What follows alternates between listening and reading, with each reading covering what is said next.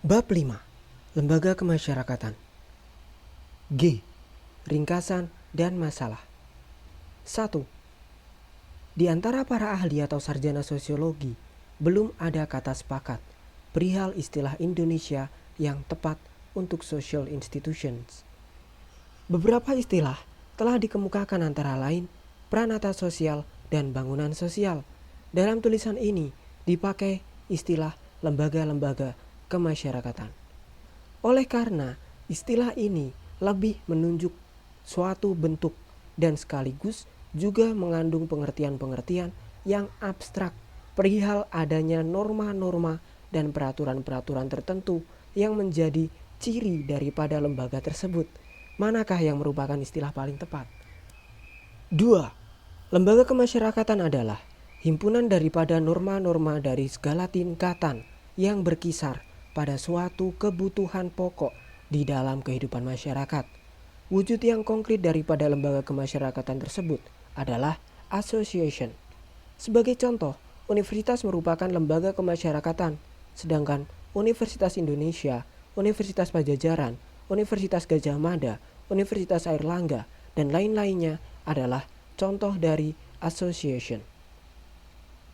Perlukah pembedaan antara social institution dengan association?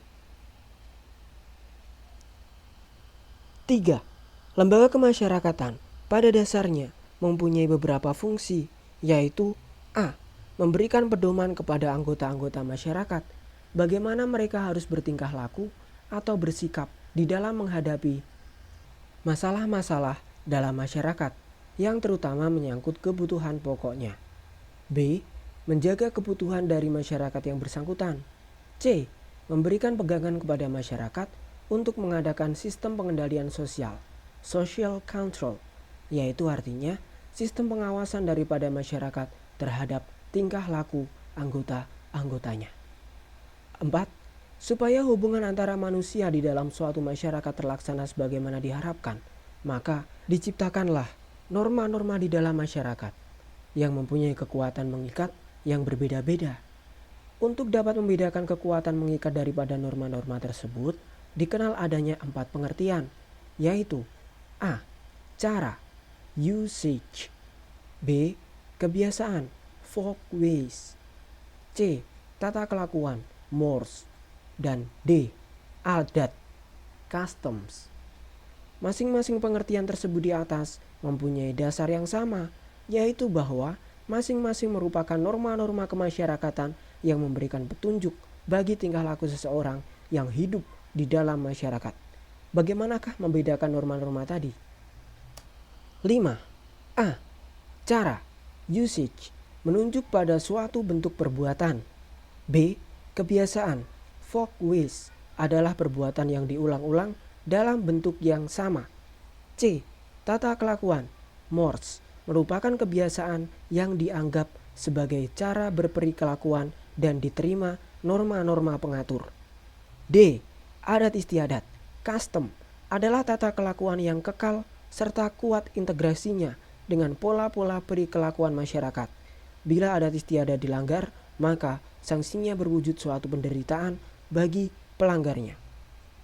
6. Dalam rangka pembentukannya sebagai lembaga kemasyarakatan, norma-norma tersebut mengalami beberapa proses, yaitu A. Proses institutionalization, yakni suatu proses yang dilewati oleh sesuatu norma kemasyarakatan yang baru untuk menjadi bagian dari salah satu lembaga kemasyarakatan. Yang dimaksudkan ialah sehingga norma-norma kemasyarakatan itu oleh masyarakat dikenal, diakui, dihargai, dan kemudian ditaati dalam kehidupan sehari-harinya. B.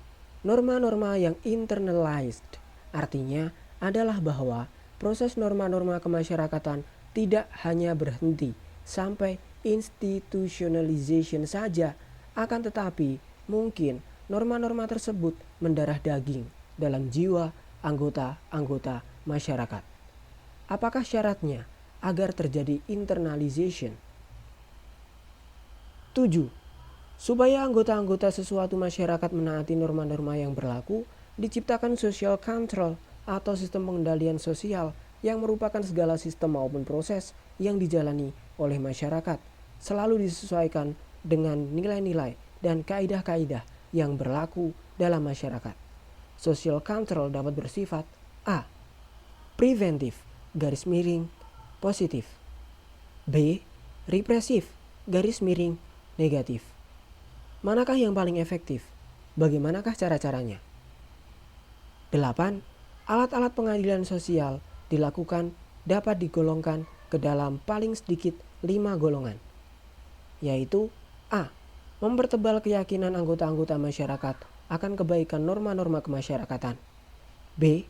Memberikan penghargaan kepada anggota-anggota masyarakat yang taat pada norma-norma kemasyarakatan. C. Mengembangkan rasa malu dalam diri atau jiwa anggota-anggota masyarakat bila mereka menyimpang atau menyeleweng dari norma-norma kemasyarakatan dan nilai-nilai yang berlaku. D. Menimbulkan rasa takut. E. Menciptakan sistem hukum, yaitu sistem tata tertib dengan sanksi-sanksi yang tegas bagi para pelanggaran. Apakah ukuran efektivitasnya? 9. Seseorang dimanapun dia hidup, secara sadar maupun secara tidak sadar, selalu akan menciptakan suatu kebiasaan bagi dirinya yang khas yang dinamakan habit. Selain daripada itu, juga dijumpai pola-pola perilakuan atau patterns of behavior, yaitu cara-cara bertindak, garis miring, berkelakuan yang sama dari orang-orang yang hidup dalam masyarakat. Yang manakah yang paling penting dalam pergaulan hidup? 10. Menurut Gilin dan Gilin, lembaga kemasyarakatan mempunyai beberapa ciri umum, yaitu A. Suatu lembaga kemasyarakatan adalah suatu organisasi daripada pola-pola pemikiran dan pola-pola perilakuan yang terwujud melalui aktivitas-aktivitas kemasyarakatan dan hasil-hasilnya. B. Suatu tingkat kekekalan tertentu merupakan ciri semua lembaga kemasyarakatan. C. Lembaga kemasyarakatan mempunyai satu atau beberapa tujuan tertentu. D. Lembaga kemasyarakatan mempunyai alat-alat perlengkapan yang dipergunakan untuk mencapai tujuan lembaga yang bersangkutan. E. Lambang-lambang biasanya juga merupakan ciri yang khas dari lembaga kemasyarakatan. F. Suatu lembaga masyarakat mempunyai suatu tradisi yang tertulis ataupun yang tak tertulis. 11. Tipe-tipe lembaga kemasyarakatan dapat diklasifikasikan sebagai berikut. A. Dari sudut perkembangannya. 1. Creative institutions. 2. Enacted institutions. B. Dari sudut sistem nilai-nilai yang diterima masyarakat. 1. Basic institutions. 2. Subsidiary institutions. C. Dari sudut penerimaan masyarakat. 1. Approved socially sanctioned institutions. D. Dari sudut penyebarannya. 1. General institutions. 2. Regulative institutions. E. Dari sudut fungsinya. 1. Operative institutions. 2. Restricted institutions. Apakah contoh-contohnya? 12. Cara-cara pendekatan atau mempelajari lembaga kemasyarakatan dapat dirinci ke dalam A. Analisa historis. B. Analisa komparatif. C. Analisa hubungan antara lembaga-lembaga kemasyarakatan yang terdapat dalam suatu masyarakat tertentu. Terapkan cara-cara pendekatan tersebut. 13. Masalah yang erat hubungannya dengan social control adalah conformity, yaitu penyesuaian diri pada norma-norma dan nilai-nilai dalam suatu masyarakat, dan deviation, yaitu penyimpangan terhadap norma-norma dan nilai-nilai tersebut.